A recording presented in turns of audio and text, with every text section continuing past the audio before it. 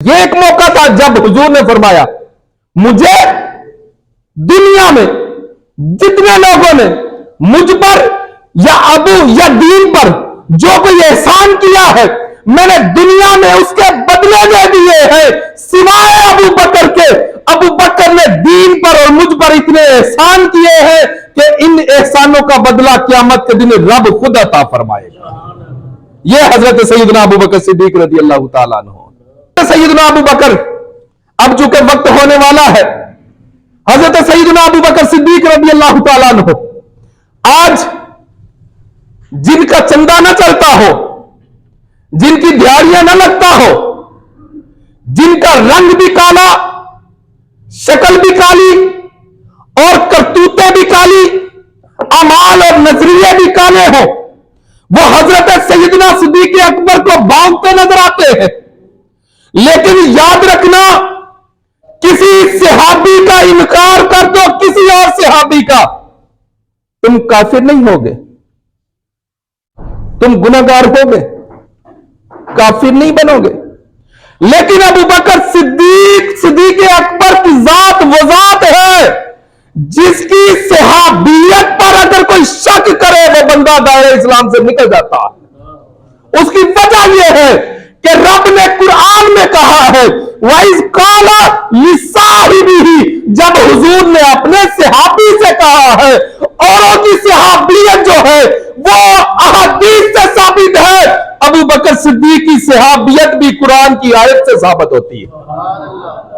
یہ صدیق اکبر ہے، معراج کا سفر ہے، حضرت جبریل امین ہے، وہ ایک مقام پر جا کر سدرہ کے مقام پر جا کر رک جاتے ہیں، رک گئے، حضور میں اس سے آگے نہیں جا سکتا، اگر اس سے آگے جاؤں ہوگا کیا، میرے پر جل جائیں گے، میں اس سے آگے نہیں جا سکتا، میرے لیے خطرہ ہے۔ اور دوسری طرف کیا ہے، غار ہے، ہجرت کی رات ہے، غار سور ہے، حضور سے کہا حضور آپ باہر رکے، آپ باہر رکے، ابو بکر پہلے جا کر غار کو صاف کر کے آپ کو بلائے گا، اگر کوئی اندر خطرہ ہوا تو ابو بکر اپنی جان پر اس کو جیل لے گا۔ اب یہ ہے محبت۔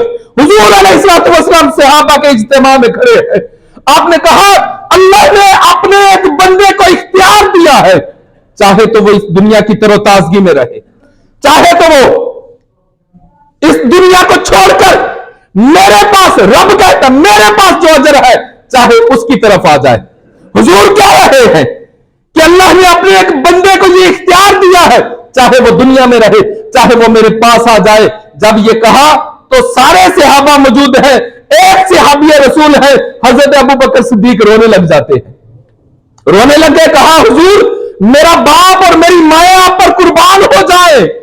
دوسرے لوگوں نے پوچھا عجیب بات ہے، حضور علیہ السلام نے تو کسی بندے کی بات کی ہے، ابو بکر رونے لگ گیا ہے اور یہ دعائیں دے رہا ہے حضور آپ پر میرا باپ بھی قربان ہو، میری ماں بھی قربان ہو۔ وجہ کیا ہے؟ حضرت ابو بکر سے جب پوچھا آپ نے کہا لوگوں تمہیں سمجھ نہیں آئی، حضور نے وہ جس بندے کا کہا تھا وہ کوئی اور بندہ نہیں، میرے نبی کا وصال کا وقت قریب آ چکا ہے، حضور اپنے لیے ارشاد فرما رہے تھے وہ بندہ محمد عربی ہے، اب کسی اور نے نہ جاننا، کسی اور نے نہ پہچاننا۔ ابو بکر نے جان لیا اس بندے سے مراد محمد عربی کی ذات ہے۔ کتنا مقام دیا، اس پر سبھی کا اتفاق ہے، سبھی کا اتفاق ہے، کتنا مقام دیا۔ حضرت صدیق اکبر جب وصال فرما جاتے ہیں، آپ فوت ہو جاتے ہیں، آپ نے وصیت کی، اب اسی جنازہ میں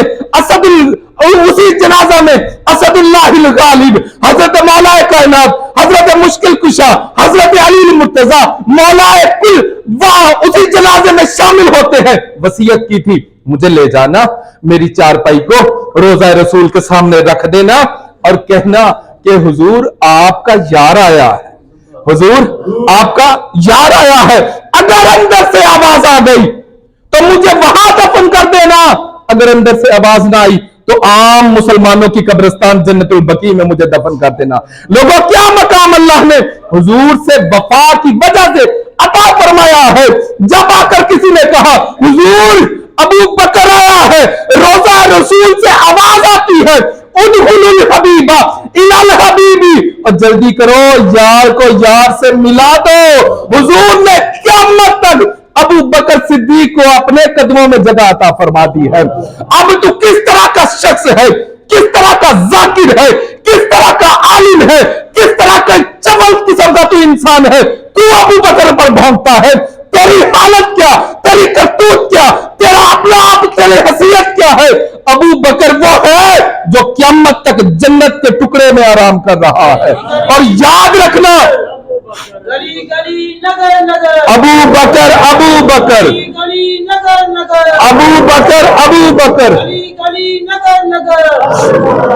याद रखना, अगर कोई बंदा सिद्दीक़ अकबर को काफिर कहे, अगर कोई बंदा अबू बकर को फाजिल कहे, अगर कोई बंदा अबू बकर को हक खाने वाला कहे, अगर कोई बंदा अबू बकर को फाजिल और फासी कहता हो, फिर हम पर भी हक है, हम उस बंदे को काफिर कहते रहेंगे।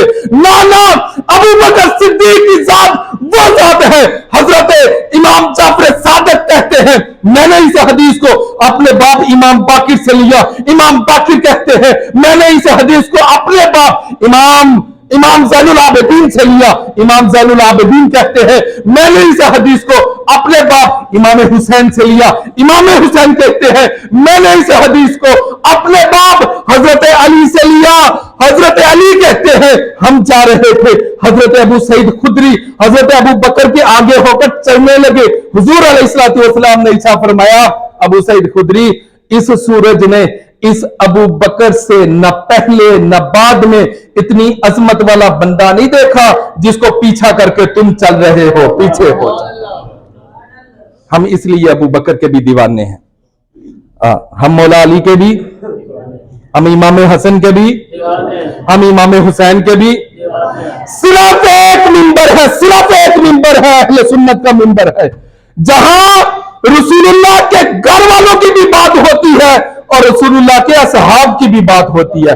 सिर्फ एक मिंबर है, वरना दो ग्रुप मौजूद है।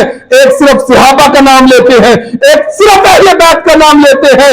अल्लाह का शुक्र है, अल्लाह ने हमें सुन्नी बनाया, सुन्नी मिंबर अता किया है। सुन्नी मस्जिद में बैठकर हम यहां बैठकर अहले बैत का भी दिल खोलकर जिक्र करते हैं और नबी के सहाबा का भी दिल खोलकर जिक्र करते हैं। अल्लाह इसी मसलक से वाबस्ता रखे, इसी पे मौत अता फरमाए, इसी पे हमारी जिंदगी का इख्तिताम हो। सलातम व सलामन अलैका या सय्यदी या रसूल अल्लाह।